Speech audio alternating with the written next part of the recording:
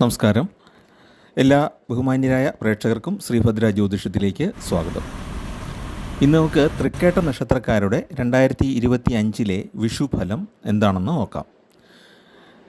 ശനി മീനത്തിൽ നിൽക്കെ, വ്യാഴം ഇടവത്തിൽ നിൽക്കെ, കൊല്ലവർഷം 1200, മേടമാസം 1-ാം തീയതി പുലർച്ചെ ഉദയത്തിന് മുമ്പ് 7 നാഴിക 25 വിനാഴികയ്ക്ക് തിങ്കളാഴ്ചയും ചോതി നക്ഷത്രവും തുലാക്കൂറും കൃഷ്ണപക്ഷ പ്രഥമ തിഥിയും വരാഹകരണവും വജ്രനാമ നിത്യയോഗവും കൂടിയ സമയം മേടവിഷു സംക്രമം നടന്നു. അതായത് 2025 ഏപ്രിൽ 14-ാം തീയതി പുലർച്ചെ 3:21 മേടവിഷു സംക്രമം. അന്നത്തെ തിഥി, കരണം, നിത്യയോഗം എന്നിവയുടെ അടിസ്ഥാനത്തിലാണ് വിഷുഫലം ഗണിക്കുന്നത്. അതോടൊപ്പം തന്നെ നക്ഷത്രങ്ങളെ സംക്രമ നക്ഷത്രത്തിൻ്റെ അടിസ്ഥാനത്തിൽ 6 വിഭാഗങ്ങളായിട്ട് തിരിച്ചിട്ടുണ്ട്. ആദിഷഡ്കം, മധ്യഷഡ്കം, അന്ത്യഷഡ്കം, ആദിശൂലം, മധ്യശൂലം, അന്ത്യശൂലം, അങ്ങനെ 6 വിഭാഗമായിട്ട് തിരിച്ചിട്ടുണ്ട്. അപ്പോൾ ചോതി നക്ഷത്രത്തിലാണ് ഈ വിഷു സംക്രമം നടന്നത്. അതുകൊണ്ട് തന്നെ തൃക്കേട്ട നക്ഷത്രം ആദിഷഡ്കം എന്ന വിഭാഗത്തിലാണ് വരുന്നത്. അവർക്ക് വിഷുഫലം വളരെ അനുകൂലമായിട്ടാണ് വരുന്നത്. അവർക്ക് ബിസിനസ് രംഗത്ത് ഉയർച്ചയുണ്ടാകും, കലാരംഗത്ത് ഉയർച്ചയുണ്ടാകും, പൊതുപ്രവർത്തന രംഗത്തും രാഷ്ട്രീയ രംഗത്തുമൊക്കെ ഉയർച്ചയ്ക്ക് സാധ്യതയുണ്ട്. അതോടൊപ്പം തന്നെ ഈ വർഷം വിവാഹം നടക്കാനും ജോലി ലഭിക്കാനുമൊക്കെ സാധ്യതയുണ്ട്. നിലവിൽ ജോലിയുള്ളവർക്കാണെങ്കിൽ ആ തൊഴിലിൽ നല്ല നേട്ടം ലഭിക്കാനും സാധ്യതയുണ്ട്. ശമ്പള വർധനവാകാം, പ്രൊമോഷനാകാം, അങ്ങനെ ഏതെങ്കിലും രീതിയിൽ ഗുണഫലങ്ങൾ ഉണ്ടാകും. അപ്പോൾ ഈ ഒരു സമയത്ത് ശനിദോഷത്തെ പോലും മറികടന്ന് ആദിഷഡ്കം വിഭാഗത്തിൽ വരുന്നവർക്ക് ഫലങ്ങളുണ്ടാകും എന്നാണ് പറയപ്പെടുന്നത്. ഏതൊരു പരിശ്രമവും വിജയിപ്പിക്കാൻ സാധിക്കും. ഇതുവരെ ഉണ്ടായിരുന്ന ഒരു അലസതയൊക്കെ മാറിയിട്ട് കൂടുതൽ ശക്തിയോടെ പ്രവർത്തിക്കാൻ, ഉത്സാഹത്തോടെ പ്രവർത്തിക്കാനായിട്ട് സാധിക്കും. സാങ്കേതിക കാര്യങ്ങളിൽ ഏർപ്പെട്ടിരിക്കുന്നവർക്ക് വളരെ ഗുണകരമായ കാലമാണ്. അത്തരം ബിസിനസ്സുകളിലുള്ളവർക്കും വളരെ ഗുണകരമാണ്. പുതിയ മാർക്കറ്റിംഗ് സ്ട്രാറ്റജികൾ, വിപണന തന്ത്രങ്ങളൊക്കെ ആവിഷ്കരിക്കുന്ന കാലമാണ്. മാർക്കറ്റിൽ നല്ല രീതിയിൽ മാർക്കറ്റ് പിടിച്ചെടുക്കാനുള്ള ഒരു കഴിവ് ഉണ്ടാകും. കൂടുതൽ ഉപഭോക്താക്കളെ ആകർഷിക്കാനുള്ള യോഗമുണ്ട്. പിന്നെ അനുയായികൾ ധാരാളമായിട്ടുണ്ടാകും. നമ്മുടെ പ്രസംഗവും നമ്മളുടെ ആഹ്വാനങ്ങളുമൊക്കെ ആളുകളെ ശരിക്കും ഉത്തേജിപ്പിക്കും.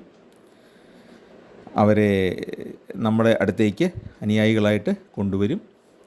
അതുപോലെ തന്നെ ഉദ്യോഗസ്ഥരെ സംബന്ധിച്ച് ജോലിയിൽ നല്ല പെർഫോമൻസ് കാഴ്ചവെക്കാനായിട്ട് സാധിക്കും.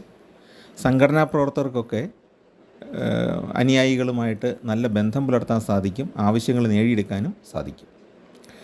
വീട് വയ്ക്കാനായിട്ടുള്ള യോഗമുണ്ട്. നേരത്തെ നിർത്തിവെച്ച വീട് നിർമ്മാണമൊക്കെ ഈ സമയത്ത് പുനരാരംഭിക്കാൻ സാധിക്കും. അതുപോലെ തന്നെ വീട് നിർമ്മാണം പൂർത്തീകരിച്ച് അവിടെ പാലുകാച്ചൽ നടത്താനുമൊക്കെ സാധിക്കുന്ന ഒരു വർഷമാണ്.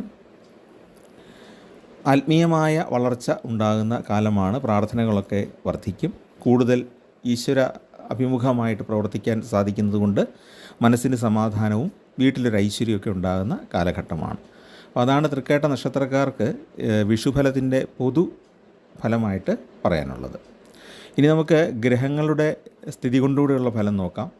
മാനസിക സന്തോഷം വർദ്ധിക്കാനുള്ള യോഗമുണ്ട്. സുഹൃത്തുക്കളുമായിട്ട് കണ്ടുമുട്ടാൻ യോഗമുണ്ട്. ഗൃഹ ഉപകരണങ്ങളൊക്കെ വാങ്ങിക്കാനായിട്ട്, അടുക്കള സാധനങ്ങളാണെങ്കിലും ഫർണിച്ചറൊക്കെ ആണെങ്കിലും വാങ്ങിക്കാൻ യോഗമുണ്ട്. പണച്ചെലവ് അല്പം വർദ്ധിക്കുന്നതാണ്. വീട്ടിലുള്ള കുടുംബാംഗങ്ങൾ ഒന്നിച്ച് യാത്ര ചെയ്യാനായിട്ട് യോഗമുണ്ടാകും. മംഗളകർമ്മങ്ങളിൽ പങ്കെടുക്കാനുള്ള യോഗമുണ്ടാകും.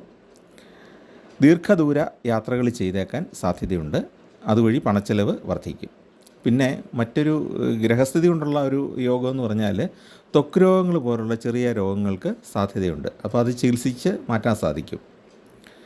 പിന്നെ ബിസിനസ്സിലൊക്കെ ഏർപ്പെട്ടിരിക്കുന്നവരാണെങ്കിലും അതുപോലെ ജോലിയിലുള്ളവരാണെങ്കിലും ഒരു മാറ്റത്തിനെ പറ്റി ആഗ്രഹിക്കുന്ന ഒരു വർഷമാണ്. ബിസിനസ്സിൽ പുതിയൊരു സംരംഭം തുടങ്ങാനോ, അല്ലെങ്കിൽ ജോലിയിലാണെങ്കിൽ കുറച്ചുകൂടെ മെച്ചപ്പെട്ട ഒരു ജോലിക്ക് ശ്രമിക്കാനോ ഒക്കെ സാധ്യതയുള്ള ഒരു കാലമാണ്.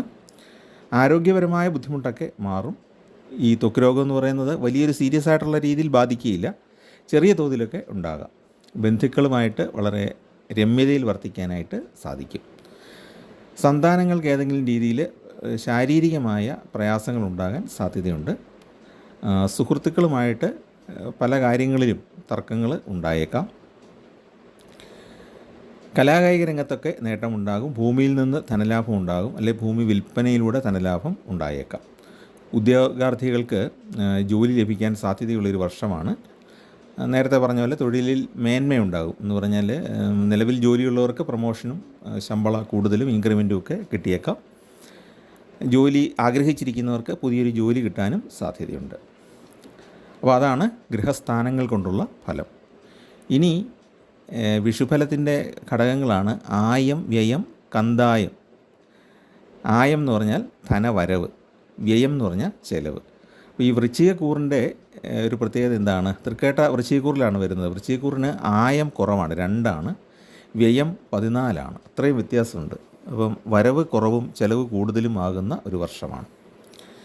ചിലവ് വരവിനേക്കാൾ ഏറിയിരിക്കും. തൃക്കേട്ട കന്തായഫലം എന്ന് പറയുന്നത് 014ആണ്. അതുകൊണ്ട് മേടം മുതൽ 4 മാസം മനസ്സിന് സമ്മർദ്ദം നൽകുന്ന ജീവിതാനുഭവങ്ങൾ ഉണ്ടായേക്കാം. ധനലാഭം കുറഞ്ഞേക്കാം. ചിങ്ങം മുതൽ 4 മാസം ശരാശരി സുഖാനുഭവങ്ങളും ആവശ്യത്തിന് ധനവും മനസ്സിന് കുറച്ച് സന്തോഷമൊക്കെ കിട്ടുന്ന കാലമാണ്. ധനു മുതൽ 4 മാസം ധനലഭ്യത കുറഞ്ഞിരിക്കും. മനസ്സിന് അലട്ടലുണ്ടാകും. പല കാര്യങ്ങളിലും തൃപ്തിക്കുറവും ഉണ്ടാകാൻ സാധ്യതയുണ്ട്. അപ്പോൾ ഇതൊക്കെ വളരെ മൈന്യൂട്ടായിട്ടുള്ള ഫലങ്ങളാണ്. പക്ഷേ വിഷുഫലത്തിൻ്റെ ഭാഗമായതുകൊണ്ട് പറഞ്ഞെന്നുള്ളതേ ഉള്ളൂ. ഇനി നമുക്ക് ഈ വിഷുഫലത്തെ അടിസ്ഥാനപ്പെടുത്തി ചെയ്യേണ്ട വഴിപാടുകളൊക്കെ നോക്കാം. തൃക്കേട്ട നക്ഷത്രക്കാർ ശ്രീകൃഷ്ണ ക്ഷേത്ര ദർശനം നടത്തിയിട്ട് വഴിപാടുകൾ ചെയ്യുന്നത് ഉത്തമമാണ്. പ്രത്യേകിച്ച് സൂര്യദശ, ശുക്രദശ, വ്യാഴദശ ഈ ദശകളിലൊക്കെ ആണെങ്കിൽ ബുധനാഴ്ച ദിവസം ശ്രീകൃഷ്ണ പ്രീതികരങ്ങളായ വഴിപാടുകൾ, അല്ലെങ്കിൽ നെയ്വിളക്ക് തെളിയിക്കുക, വെണ്ണ സമർപ്പിക്കുക തുടങ്ങിയ കാര്യങ്ങളൊക്കെ ചെയ്യാം. തുളസിമാല സമർപ്പിക്കുന്നതും ഉത്തമമാണ്. ശ്രീകൃഷ്ണ ക്ഷേത്രത്തിലോ അല്ലെങ്കിൽ വിഷ്ണു ക്ഷേത്രങ്ങളിലോ അല്ലെങ്കിൽ അവതാര വിഷ്ണു ക്ഷേത്രങ്ങളിലോ, വിഷ്ണുവിൻ്റെ 10 അവതാരങ്ങളുണ്ട്, അതിലേതെങ്കിലും അവതാരങ്ങളെ പ്രതിഷ്ഠിച്ചിരിക്കുന്ന ക്ഷേത്രങ്ങളിൽ പോയാലും മതിയാകുന്നതാണ്. കഴിയുമെങ്കിൽ ശ്രീകൃഷ്ണ ക്ഷേത്രത്തിൽ പോയാൽ വിദ്യാർത്ഥികൾക്ക് പ്രത്യേകിച്ചും വിദ്യാഭ്യാസത്തിന് വളരെ ഗുണകരമാണ്. പിന്നെ വിവാഹ തടസ്സമുള്ളവർക്ക് ആ വിവാഹ തടസ്സം മാറാനും ഈ ഒരു സമയത്ത് ശ്രീകൃഷ്ണ ക്ഷേത്ര ദർശനം നടത്തുന്നത് നല്ലതാണ്. വിഷ്ണു ക്ഷേത്ര ദർശനം നടത്തിയാൽ ധനപരമായ കാര്യങ്ങൾക്ക് കൂടുതൽ അനുകൂലമായിരിക്കും.